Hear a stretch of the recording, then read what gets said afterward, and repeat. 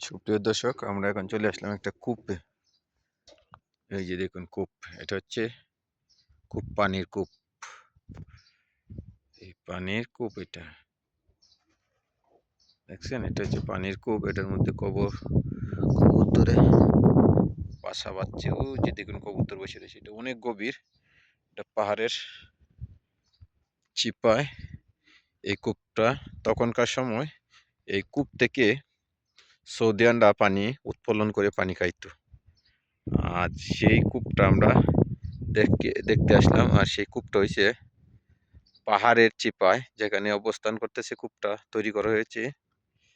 এই কূপটার চতুর্পাশে শুধু পাহাড় আর পাহাড়। এই কূপের আশেপাশে অর্থাৎ 2, 3, 4, 5 কিলোমিটারের মধ্যে কোনো বাড়িঘর দর নাই, কোনো কিছু নেই।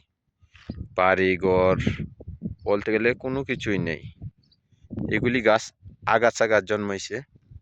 তাই আজ আমরা ভাবলাম যে এই কূপটা একটু দেখবো, তাই এই জন্য কূপটা চলে আসলাম।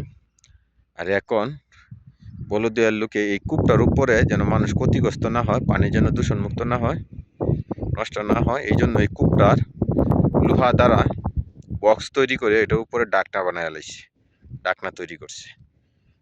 এটা সৌদি আরবের কূপ, পানি উঠানোর কূপ। আগে তো সৌদি আরব নিচ থেকে পানি উঠতো না, এখনো তো উঠে না।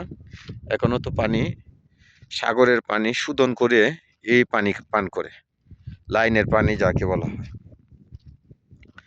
তাই আমরা এই বিষয়গুলি সুন্দরভাবে দেখতে পারলাম। আর এই যে পাথর দেখেন, কি বড় পাথর, বিশাল বড় পাথর, বিশাল বিশাল পাথর।